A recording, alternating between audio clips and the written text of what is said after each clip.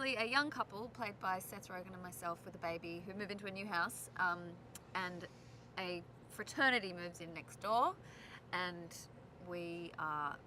sort of freaked out and terrified and not sure what to do, and try to become friends with them, but then end up partying with them, and then backfires, and it sort of all descends into this war, this neighbourly war. But you know, it's about growing up. It's about this couple who are essentially irresponsible and aren't, you know, truly stepping into their lives as adults yet, and still believe they can kind of be in that world a bit. They're a reformed party couple, and they are they're as bad as each other too. There's not one of them is the voice of reason in the couple.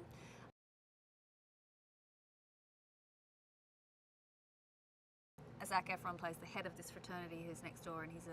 he's a great character. He's very villainous and very duplicitous and very kind of narcissistic, and he rules this fraternity and kind of vows to ruin our life once we double cross him. Kind of thing.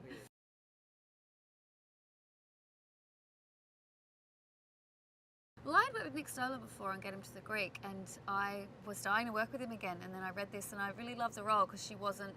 the typical, you know, often in comedies I think the female character can be a bit nagging and a bit like the spoiler of the fun, and in the contrary, she's the opposite to that, and Nick really wanted to go in that direction too with the character, so that was really exciting, and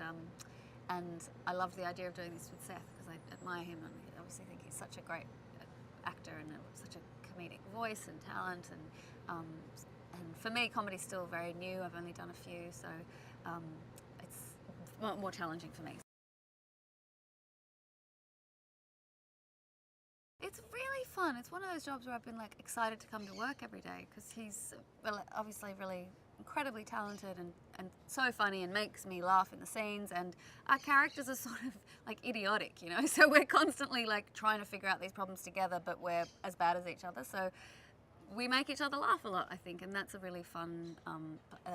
spirit to have on set, and yeah, like because it's sort of so effortless for him, it's interesting to watch that as an actor and sort of see how he comes up with these ideas and I think it's the hardest thing to do, to make, you know, essentially really dark situations funny, and he does that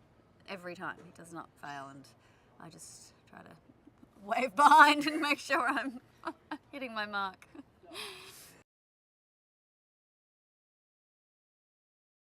I think they're enamored with him. He's so charismatic and charming and young, and he's this, you know, host, and he has a bevy of beautiful women around him, and I think you know, he's like a cult leader. I think they're really drawn to him and, you know, intrigued, in particular Mac, and yeah, and he's so charming and sort of, you know, laconic and, you know, warm to them initially, so I think they're very drawn and under his spell like everybody else in the fraternity.